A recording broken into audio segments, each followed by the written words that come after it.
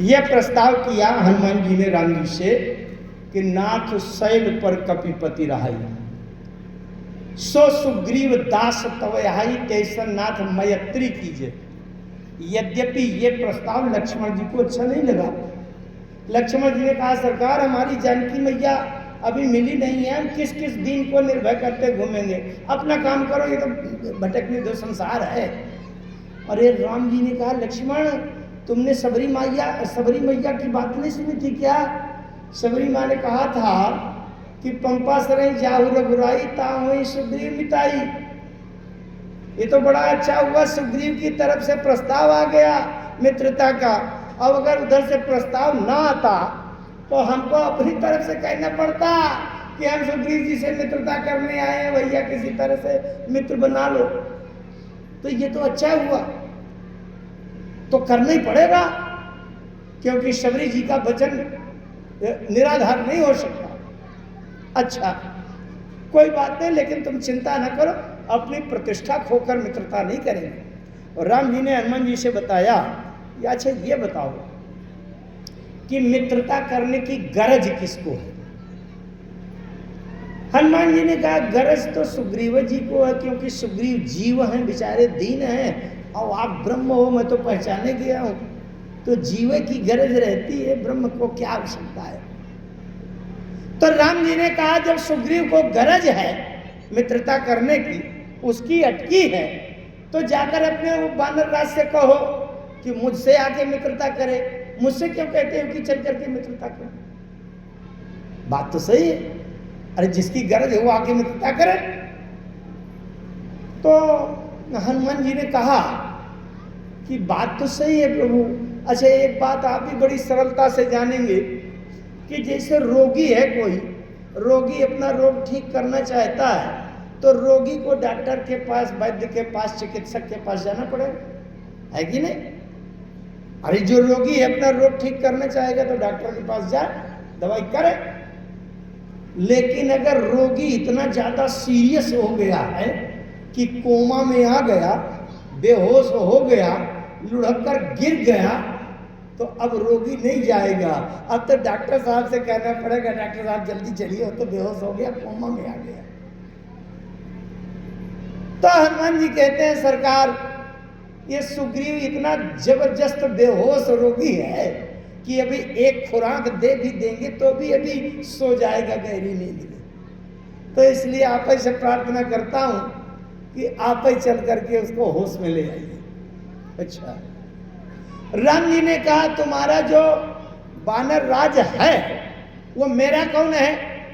तो हनुमान जी ने कहा नाथ सहिल पर कपिपति राही, सो सुग्रीव दास तव आहाई। वह आपका दास है? अच्छा मेरा दास है। मेरा दास है तो ये बताओ दास नीचे रहता है कि स्वामी नीचे रहता है? दास कहाँ रहता है? बोले नाथ शैल पर कपिपति, पहाड़ की चोटी के ऊपर रहता है। राम जी ने कहा ये कैसा दास है कि पहाड़ की चोटी के ऊपर खोपड़ी में बैठा है और स्वामी नीचे खड़ा है? हनुमान जी ने कहा प्रभु जब आप दास के सामने होंगे तो आप ही नीचे होंगे, ये मेरी जिम्मेदारी है, आपकी प्रतिष्ठा जाने नहीं पाएगी। फिर राम जी ने कहा वो कपिपति कहाँ रहता है? अरे बोले पहाड़ में रहता है चोटी के ऊपर। राम जी ने कहा भैया तुम तो हो बंदर, अब मैं हूं मनुष्य। बंदर है, लप लप छलांग लगाई, पहाड़ में चढ़ गए, पेड़ में चढ़ गए। हम मनुष्य हैं, इस पहाड़ में चढ़ने के लिए न कहीं से रोड बना, न सीढ़ी बनी, न रोपवे लगा, हम कैसे चढ़ेंगे? हनुमान जी ने कहा उसकी चिंता छोड़ दीजिए, मेरे पर डाल दीजिए। इस कथा प्रसंग का संबंध जानते हो कहां से है? थोड़ा सा संबंध जोड़ दो तो और ठीक लगेगा। तीसरे दिन की कथा नहीं, दूसरे दिन की कथा में जब राम जी दुल्हा बने थे, उस समय राम जी काम रूपी घोड़े के ऊपर बैठे थे। कहीं न जाए सब भांति सुहावा, बाज बेस जन काम बनावा। काम के ऊपर राम बैठे थे। घोड़ा क्या है? काम, अब बैठने वाला कौन है? राम।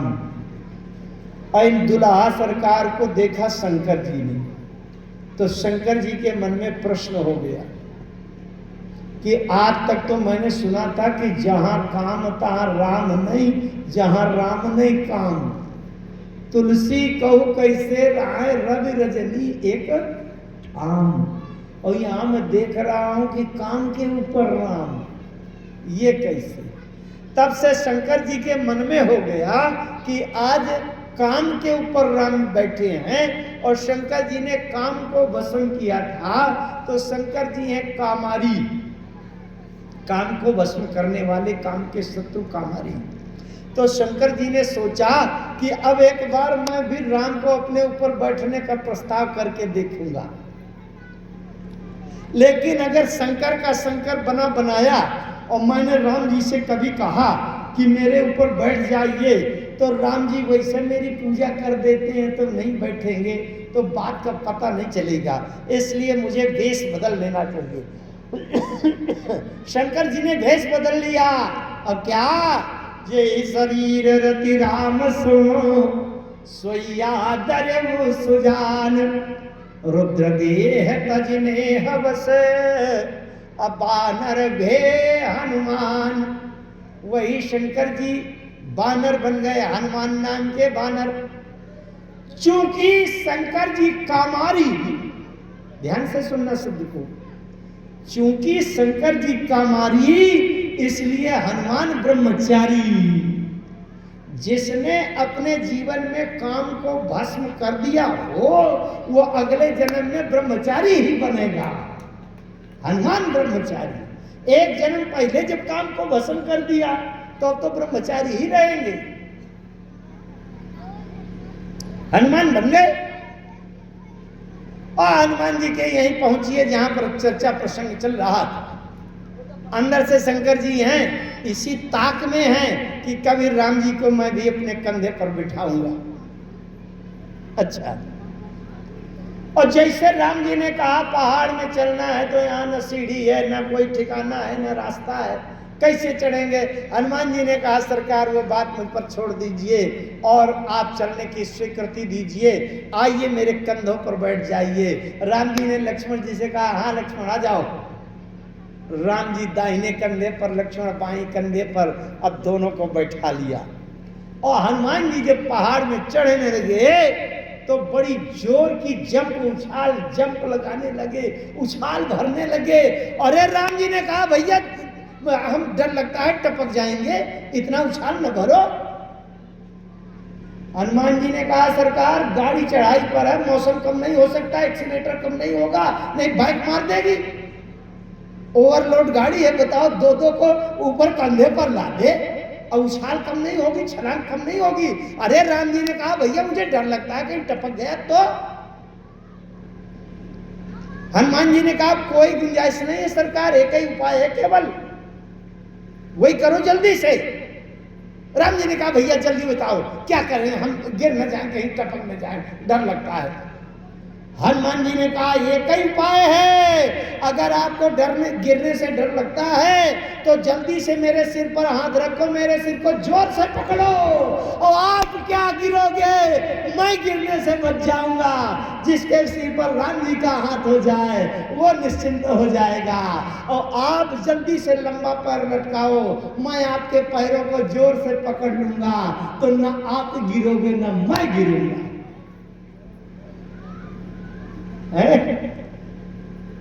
जीव का सहारा अंतिम ठिकाना यही है कि अगर राम जी के चरणों को पकड़ ले तो जीव नहीं गिरेगा, और जिस जीव के सिर पर राम जी का हाथ हो जाए वो जीव सुरक्षित हो जाए। चलने लगे। हनुमान जी ने राम जी से एक बात कही। हनुमान जी के अंदर शंकर जी घुसे बैठे हैं, बाहर से बानर बने, अंदर से भोलेनाथ। शंकर जी ने एक बात कही राम जी से, बोले सरकार एक बात बताइए, आपके व्यवहार का कोई नियम हो? मैं तो ऐसे मनमुखी चला करते हैं, मनमौजी। राम जी ने कहा क्या हुआ? अरे बोले मैंने देखा है, एक बार सुना है कि एक बार आप काम रूपी घोड़े के ऊपर बैठे थे, अब अगर काम के ऊपर बैठते हैं तो कम से कम ब्रह्मचारी के ऊपर न बैठिए, और ब्रह्मचारी के ऊपर बैठते हैं तो काम के ऊपर न बैठिए। अब आप तो काम के ऊपर भी बैठ जाते हैं, ब्रह्मचारी को भी नहीं छोड़ते, उसके ऊपर भी बैठ जाते हैं। बहुत ध्यान से समझिएगा मित्रों, बड़ी संतुलित बात है। राम जी ने कहा, हनुमान जब मैं ससुराल में दूल्हा बनकर जाता हूं तो काम के ऊपर बैठता हूं। अच्छा, जैसे दूल्हा बनकर के जब ससुराल में अपना विवाह कराने दूल्हा बन के जाए और ब्रह्मचारी हो जाए भीतर से, तो विवाह क्यों कराएगा? विवाह का आधार क्या है? अरे जीवन में हम विवाह करते हैं तो इसका मतलब काम को स्वीकार कर रहे हैं।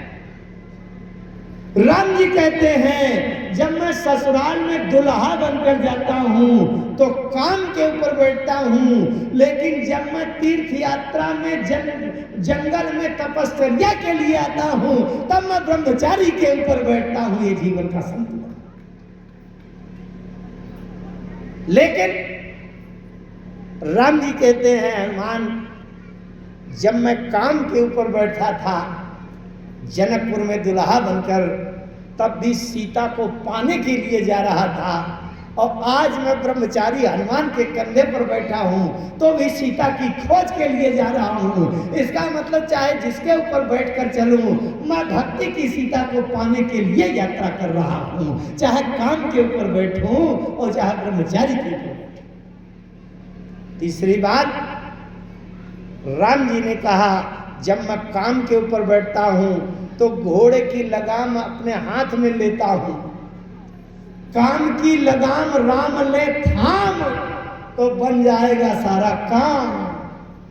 राम जी कहते हैं, जब काम रूपी घोड़े के ऊपर बैठता हूं तो लगाम अपने हाथ में पकड़ लेता हूं, और जब ब्रह्मचारी हनुमान के ऊपर बैठता हूं तो कोई लगाम नहीं लगाता। ब्रह्मचारी जहां ले जाए मैं वहीं चला जाता हूं, क्योंकि काम को अगर स्वतंत्र कर दूंगा तो गड्ढे में गिरा देगा, लेकिन ब्रह्मचारी कभी गड्ढे में नहीं गिराएगा। ब्रह्म जब आता है तो ब्रह्मचारी के हाथों सौंप देता है, जहां ले चलोगे वहीं मैं चलूंगा, जहां तुम रखोगे वहीं मैं रहूंगा। अच्छा, फिर राम जी ने पूछ लिया हनुमान जी से, हनुमान जब तुम मुझे जान गए और पहचान गए कि मैं ब्रह्म हूं, तो ये बताओ तुम्हारे अंदर ये साहस कैसे हो गया कि तुम मुझे अपने कंधे पर बिठा के चल सकते? अरे ब्रह्म को कोई उठा सकता है क्या? बोले, हाँ सरकार, बात तो सही है, लेकिन जब आपने बताया कि कौशले से दशरथ के जाए, तब मैंने आपके चरित्र में सुना, पढ़ा, समझा कि एक बार व्यापक ब्रह्म निरंजन निर्गुण विगत विनोद, सो आज प्रेम भगति बस कौशल्या के गोद। तब मैंने देखा कि कौशल्या मैया की गोद में आप बैठ गए। और एक बार तो भोजन करते थे जब महाराज दशरथ और राम जी को लाई कौशल्याम्बा घसीट कर, तो धूसर धूर भरे तनवाए, अब भूपत बेहस गोद बैठाए। महाराज दशरथ ने गोद में बैठाया। तो हनुमान जी कहते हैं कि जब मैंने देखा कि आप परम ब्रह्म परमात्मा होते हुए भी कौशल्याम्बा की गोद में सध गए और महाराज दशरथ की गोद में भी बैठ गए, तो मुझे भी साहस हो गया कि जब आप दशरथ कौशल्या की गोद में उठ सकते हैं, संभल सकते हैं, तो मैं भी अपने कंधे पर बिठा लूंगा। तो राम जी ने कहा, हनुमान तुम भी अपने गोद में उठा लेते, ऊपर कंधे में क्यों बिठाया? हनुमान जी ने कहा, सरकार आप विचार करें कितना माधुर्य भाव है। छोटा सा बच्चा हो, बिल्कुल छोटा सा, जो संभल न पा रहा हो, उसको गोद में जब आप लेंगे ऐसे गोद बना के, तो वो गिर न जाए, इसकी जिम्मेदारी किस पर होगी? आपके ऊपर होगी। आप संभालो कि कहीं गिर न जाए, हमारी गोद से फिसल न जाए। तो हनुमान जी ने कहा प्रभु जब बच्चे को गोद में लिया जाता है, जिसको गोद में लेंगे तो जिम्मेदारी उसकी होती है जिसने गोद में लिया है कि कहीं वो फिसल न जाए। अगर मैं आपको गोद में लेता तो जिम्मेदारी मेरी होती कि आप मुझसे फिसल के कहीं निकल न जाए, और जीव क्या संभाल पाएगा आपको, इसलिए हम मेरी जिम्मेदारी ना रहे, इसके लिए मैंने गोद में नहीं उठाया। और कंधे पर अगर बिठाते हैं तो अब जिम्मेदारी उसी की बैठने वाले की है कि वो सिर पकड़े और चाहे जो कुछ करे वो संभले, हमारी जिम्मेदारी नहीं है। इसलिए आपको कंधे पर बिठाया है कि आप मेरे सिर पर हाथ रखो और आप संभलो, हमें भी संभालो। बड़ा मधुर भाव होते करते सुग्रीव जी के सामने पहुंचे। जब सुग्रीव जी के सामने पहुंचे तो राम जी हनुमान जी के कंधे के ऊपर और सुग्रीव जी नीचे एक पत्थर में बैठे थे। हनुमान जी ने कहा सरकार अब कौन ऊपर है कौन नीचे है? राम जी ने कहा यहाँ तो मैं ही ऊपर हूँ, सुग्रीव नीचे है। हनुमान जी ने मित्रता करा दी और मित्रता के अनुसार राम जी ने सब पूरे सुग्रीव की स्थितियाँ पूछी और सुग्रीव ने पूरी बाली की घटना बताई। कथा तो बड़ी लंबी है, लेकिन राम जी के अंदर मित्रता का वो लक्षण, शत्रु की अपना दुख बहुत बड़ा भी हो, निज दुख गिरि सम रज करी जाना, मित्र का दुख रज मेर समाना। इसके अनुसार बाली को मार करके सुग्रीव को राजा बनाया, अंगद जी को युवराज दिलाया। इसके बाद वर्षा ऋतु बीत गई और निर्मल ऋतु आ गई।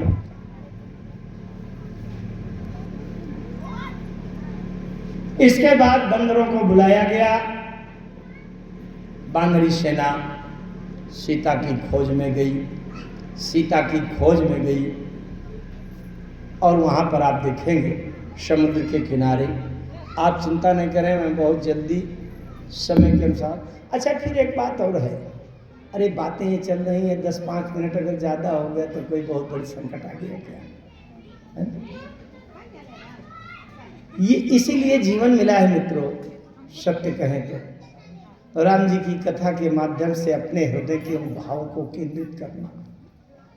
कहानी सब जानते हैं, कहानी नई नहीं है, हमेशा से सुनते चले आ रहे हैं। इस भारत भूमि का बच्चा बच्चा राम की कहानी जानता है, लेकिन उस कहानी से हमारे हृदय के पट कैसे खुले, इसके लिए हम ये कथा का आयोजन करते हैं, इसके लिए लाखों रुपया खर्च करते हैं। ऐसे महान विद्वान रात दिन एक करते हैं इसके लिए, केवल कहानी सुनने के लिए नहीं। आइए देखते हैं सिद्धांत क्या है। हनुमान जी लंका गए, लंका को हनुमान जी ने 2 बार देखा।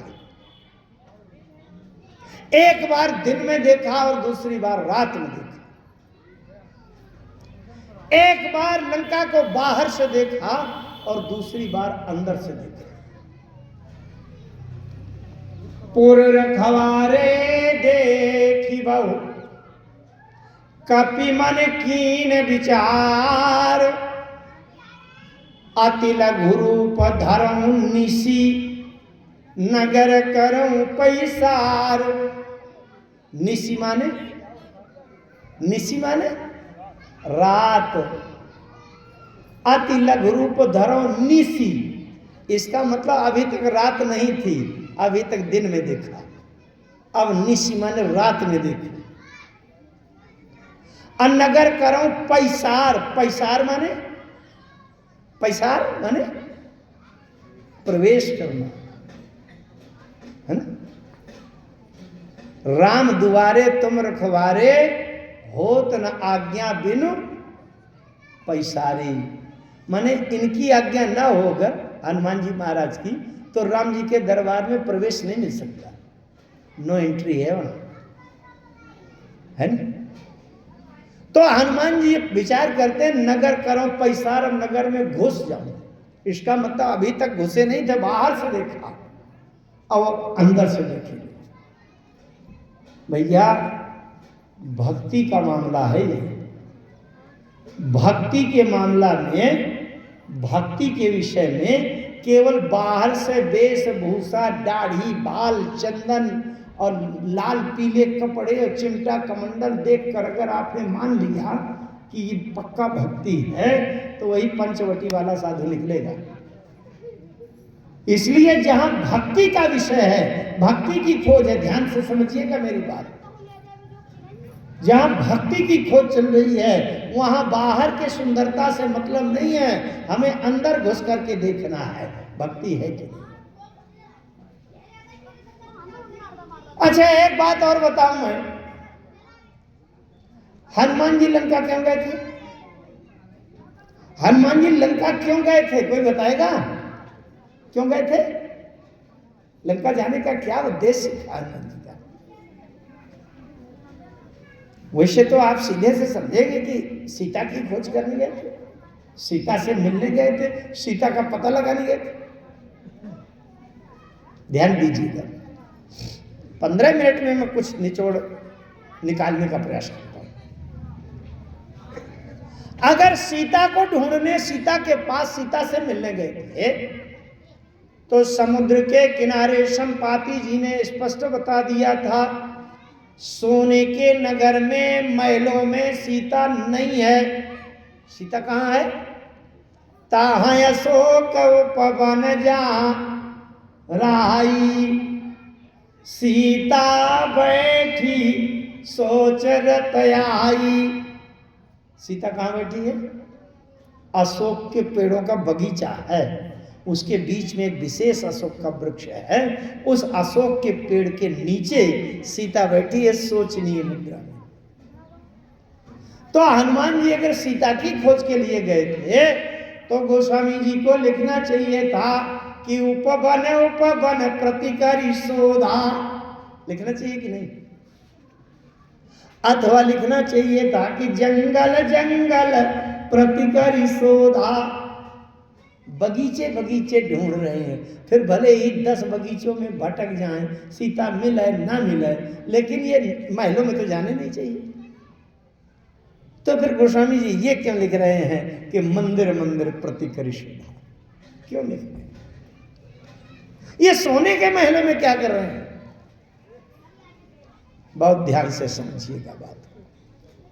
गोस्वामी जी जानते हैं सीता भक्ति है, भक्ति की सीता अगर लंका क्षेत्र में आई है तो लंका क्षेत्र में कोई ना कोई भक्त अवश्य होगा, क्योंकि भक्त के बिना भक्ति आ नहीं सकती। इसलिए अगर भक्ति के पास तक जाना है तो हमें भक्त की खोज करना पड़ेगा और कि भक्त से मिलना पड़ेगा, संत से मिलना पड़ेगा। बिना संत के भक्ति नहीं मिलती। भगति तात अनुपम सुख मूला, अमिलई जो संत हो ये अनुकूला। अच्छा हनुमान जी गए, कहाँ गए? गयो दशानन मंदिर माही, अति विचित्र कही जात सुनाही। शयन किए देखा कपिते ही, मंदिर महु नदी की बय देही। ध्यान दीजिए कैसा अर्थ है इसका। हनुमान जी रावण के महलों में गए, शयन किए देखा कपिते ही। हनुमान जी ने सोते हुए रावण को देखा तो मंदिर महु नदी के वैदेही, मंदिर में वैदेही को नहीं देखा। वैदेही को नहीं देखा, इसका अगर उल्टा करके अर्थ लगाऊं उधर से तो इसका अर्थ ये हुआ मंदिर में वैदेही को नहीं देखा, इसका मतलब मंदिर में देही को देखा। देही को देखा, देहवाद को देखा, देह की सुख सुविधाओं को देखा, देह के शरीर के इंद्रियों के विषय सुख भोग की व्यवस्था देखी, देहवाद को देखा पर वैदेही को नहीं देखा। अच्छा जैसे कभी कोई विदेश जाता है, हनुमान जी भी तो विदेश यात्रा में गए थे, लंका विदेश, और विदेश से जब लौट कर आता है तो संवाददाता लोग पूछा करते हैं क्या देखा वहां, क्या देखा, कैसे बात किया, आपने ऐसा क्यों कहा, पूछा करते हैं ना संवाददाता। हनुमान जी जब लंका से लौट कर आए तो संवाददाता लोगों ने पूछा हनुमान जी से, लंका कैसी है, क्या देखा आपने? हनुमान जी ने कहा 3 लोग 14 भुवन में लंका सबसे सुंदर कीमती भोग नगरी। मानस में प्रमाण है, भोगावती जैसी आई गोलबासा। पाताल लोक में शेषनाग की कुंडली के बीच में जो भोगावती है, जैसी भोगावती, भोगावती जैसी आई कुलवासा, अमरावती जैसे शक्र निवासा। तिनते अधिक रम्ययति बंका, और जग विख्यात नाम के ही लंका। स्वर्ग लोक से, पाताल लोक से और जग से, तीनों लोकों से विख्यात लंका। संवाददाता भी अटपटे प्रश्न किया करते हैं। लोगों ने पूछ दिया कि तो फिर आपने जला क्यों दिया? अगर तीनों लोकों में सबसे सुंदर रचना लंका, तो फिर आपने जला क्यों दिया? अच्छा, अगर पूरे विश्व की सबसे सुंदर कोई रचना हो तो चाहे दुश्मन की क्यों ना हो, उसको नष्ट नहीं करना चाहिए, क्योंकि बड़े गर्व की बात है कि विश्व में सबसे सुंदर, और वो तो तीनों लोगों की सुंदर नगरी थी, जला क्यों दिया? अच्छा, आपसे पूछूं, किसी व्यक्ति को आग लगा के भस्म कर देना अच्छा काम है कि बुरा काम है? क्या विचार है आपका?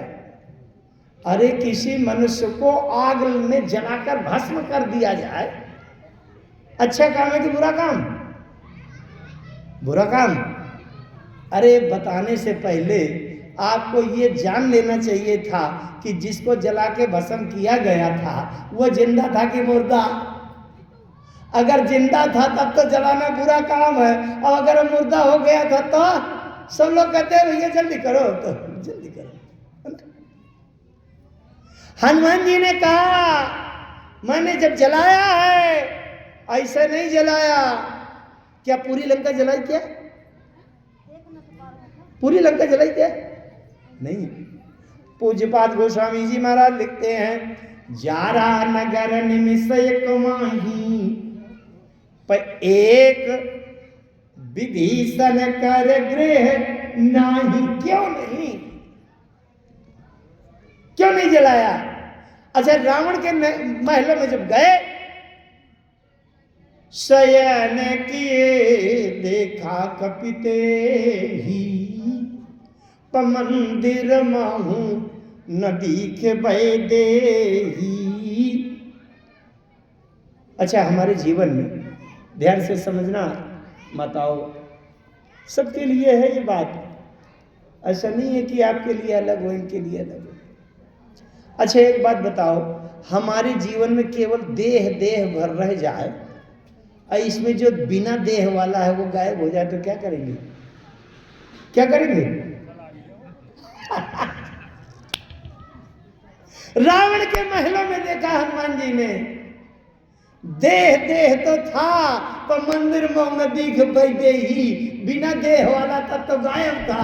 तो हनुमान जी ने सोचा क्या फायदा, ये देह तो आपके सामने रहे, और इसमें जो बिना देह वाला घुसा है वो गायब हो जाए तो जलाया जाएगा, और क्या होगा? आज हमने प्रारंभ में राम नाम की कीर्तन में बताया था, क्या बताया था? जो राम का नाम बोला वो जिंदा, और जो राम का नाम न बोला, जानते हो विभीषण जी का भवन क्यों नहीं जला? हनुमान जी यही तो देख रहे थे, जैसे मान लीजिए अस्पताल में है और कोई मरीज सीरियस है, और हमारे ऐसे पकड़ने पर नाड़ी न मिले, हम डॉक्टर से कहते हैं जल्दी से डॉक्टर साहब जल्दी चलिए, नाड़ी नहीं समझ में आ रही, वो जल्दी जल्दी आएगा और कान में स्टेथोस्कोप लगा के यूं करेगा, और जब कहेगा कि अब इसमें कहीं भी कोई सुट पुट कुछ नहीं हो रहा, तब वो लिख देगा ही इज डेड, मर गया, ले जा। हनुमान जी पक्के डॉक्टर हैं, एक एक घर घर में घुस घुस के देखा कि कहीं प्राण तो नहीं है, कि कहीं जिंदा जल जाए। लंका जिंदा जल जाए तो अपराध हो जाएगा। इसलिए जहां जहां प्राण नहीं है, मुर्दा मुर्दा मुर्दा, उसको जलाओ। लेकिन एक घर में देखा तो जिंदा होने के लक्षण थे। जिंदा होने के लक्षण क्या है? जो राम का नाम बोले वो जिंदा, और जो राम का नाम न बोले वो। विभीषण जी के यहाँ जिंदा होने के लक्षण सुनाई पड़े। हनुमान जी जब गए विभीषण जी के भवन के पास, तो राम राम ते ही सुमिरन कीना। विभीषण जी ने आधी रात में राम राम राम राम राम राम राम राम राम राम सुमिरन किया। अरे हनुमान जी ने सोचा यहाँ तो जिंदा होने के लक्षण है, जिंदा को नहीं जलाया।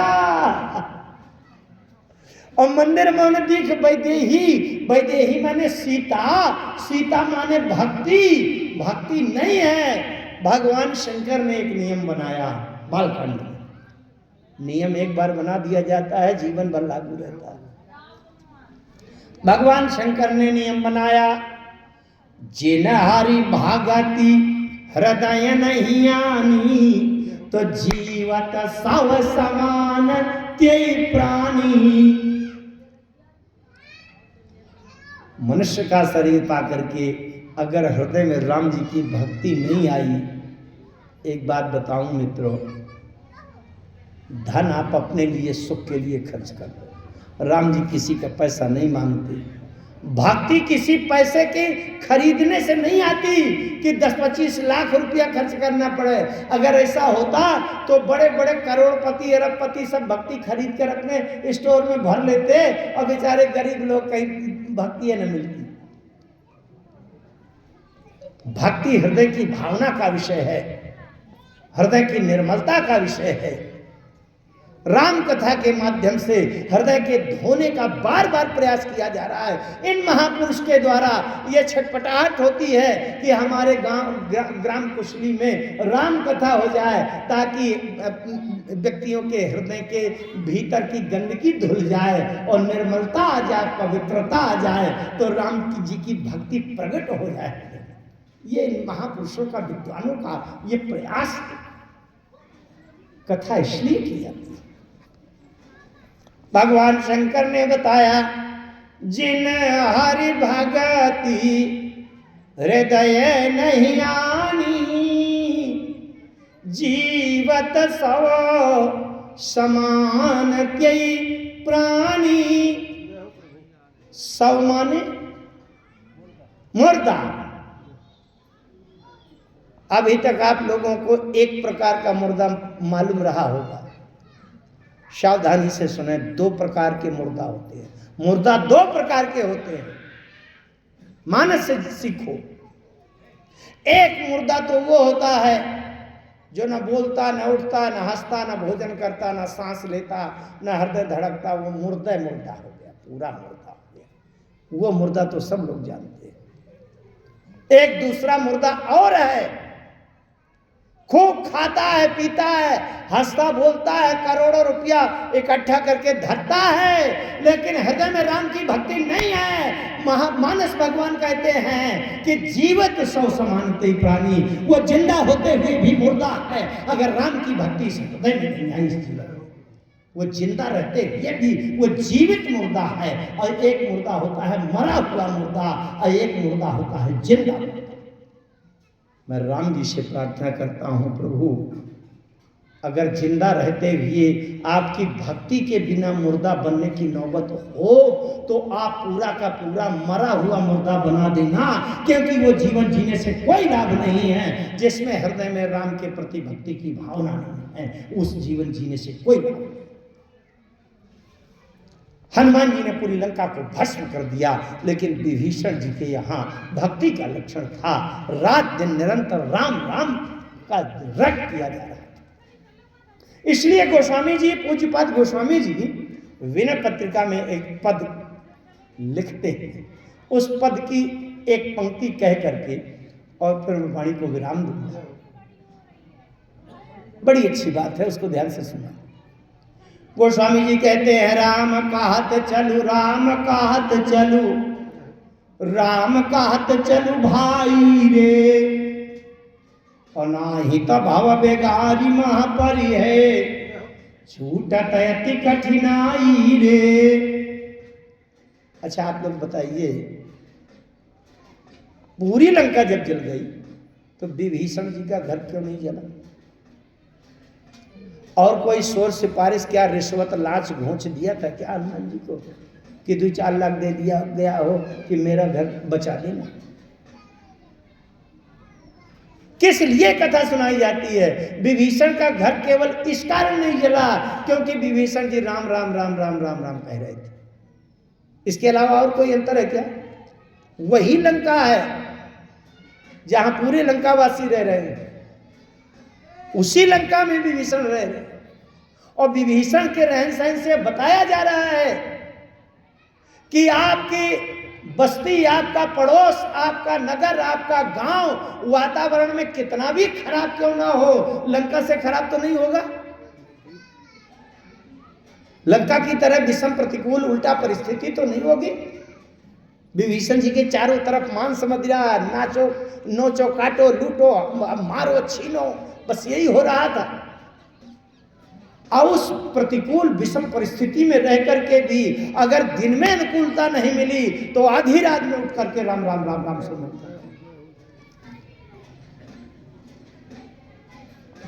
केवल राम राम और कुछ ना बने।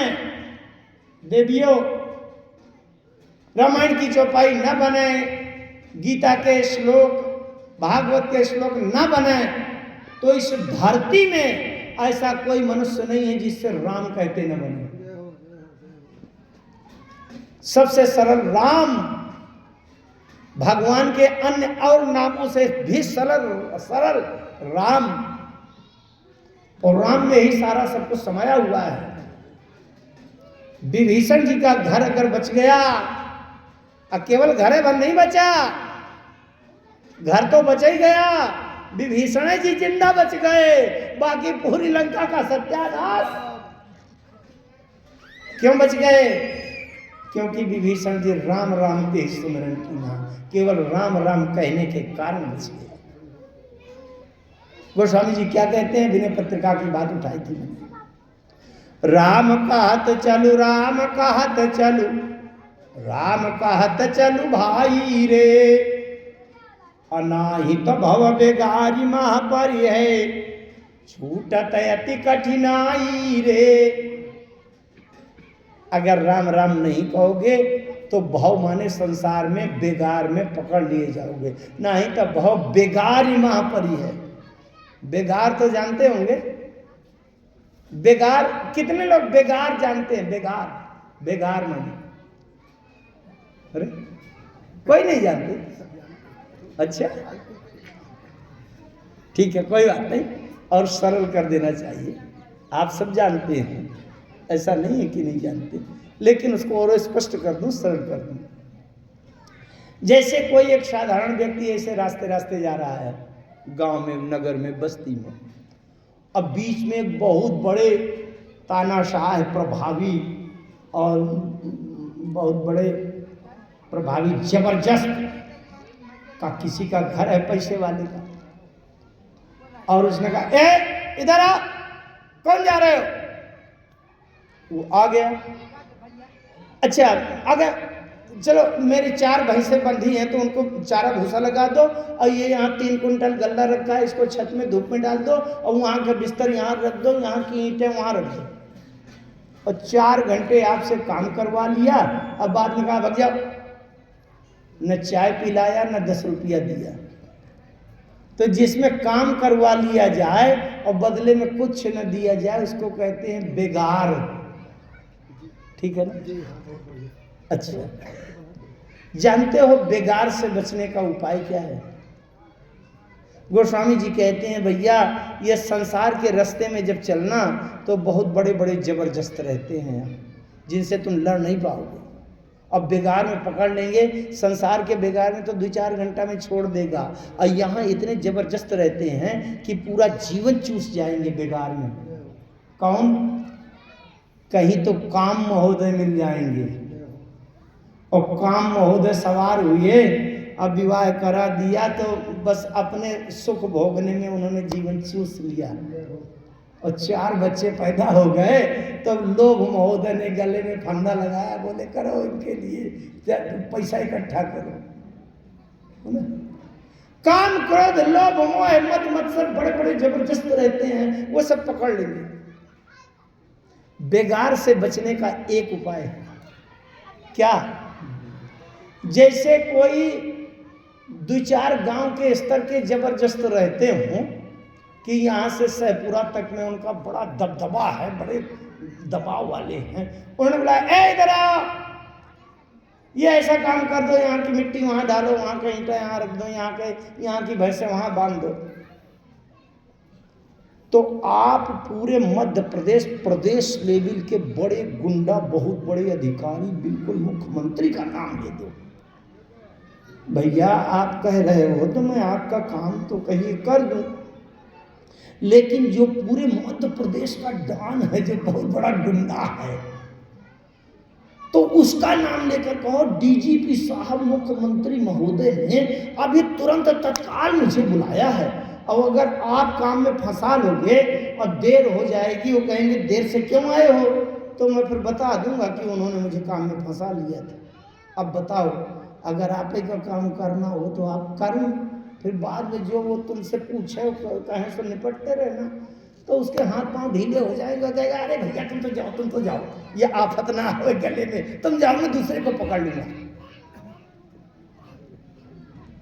अब अपने जीवन के तत्व समझें। इससे संसार में काम से आप लड़ नहीं पाओगे, बच नहीं पाओगे, क्रोध से बच नहीं पाओगे, लोभ से छूट नहीं पाओगे। केवल एक ही उपाय है, राम कहत चलो, राम कहत चलो, राम कहत चलो भाई रे, और नाही तब भव बेगारी महापरि है, छूटत अति कठिनाई रे। काम जब अपनी तरफ खींचे तो तुरंत राम राम कह देना कि भैया मैं राम के काम से जा रहा हूँ, वो काम छोड़ देगा, अरे भैया जाओ, राम से कौन फंसा। लोभ जब अपनी तरफ खींचे तो राम राम कह देना कि मैं राम के काम से जा रहा हूं, राम के चरणों में समर्पण के लिए जा रहा हूं। संसार का कोई जबरदस्त बेगार में फंसा नहीं पाएगा। जैसे लंका में रहते हुए विभीषण जी राम राम के स्मरण की ना, तो उनका कुछ भी एक तिनका का भी हानि नुकसान नहीं हुआ। इसी प्रकार से हम भी जीवन में राम का स्मरण करते हुए राम में समर्पण की भावना से इस जीवन की पथ यात्रा को आगे चलाएं। शांति की सीता को हनुमान जी ने देखा और ला करके उनकी सूचना, सीता जी की सूचना राम जी को दिया। जिस कांड में खोई हुई सीता, खोई हुई भक्ति, खोई हुई शांति का पता चल जाए, वो कांड तो सुंदर ही सुंदर है, वो सुंदर कांड है। वहाँ की कथा सुंदर है, वहाँ का चरित्र सुंदर है, वहाँ का पहाड़ सुंदर है, वहाँ का जंगल सुंदर है, सुंदर ही सुंदर है। हमारे जीवन में भी भक्ति की सीता अगर मिल जाए तो हमारा जीवन भी सुंदर है, हमारे हृदय भी सुंदर है, कथा सुंदर है। सीता की सूचना मिल गई। राम जी से हनुमान जी ने कहा बेग चलिए प्रभु वानी भुजबल खलदल जीती। राम जी समुद्र के किनारे सेना लेकर पहुँचे। अब आगे सेना को कैसे पार करें, इसके लिए समुद्र में पुल बनाने की सलाह देंगे समुद्र महाराज। आगे लंका कांड की चर्चा शेष 2 दिन शेष हैं। मित्रों जो अभी तक नहीं आ पाए हैं, आप जो आ रहे हैं वो तो आ ही रहे हैं, लेकिन आप अपने इष्ट मित्रों को भी सूचित करके प्रेरणा दे करके आप लुगा लाइएगा।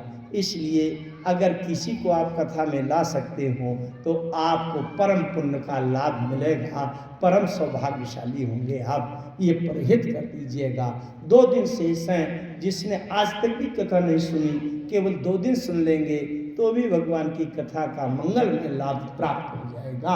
आइए 2 बार भगवान की शरणागति वाणी को मिला। हरि शरणम हरि शरणम हरि शरणम हरि शरणम हरि शरणं हरि शरणं हरि शरणं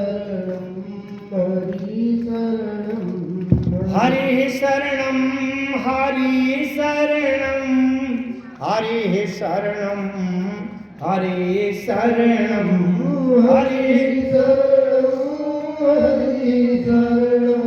हरि शरणं हरि शरणं हरि शरणं हरि शरणं हरि शरणं हरि शरणं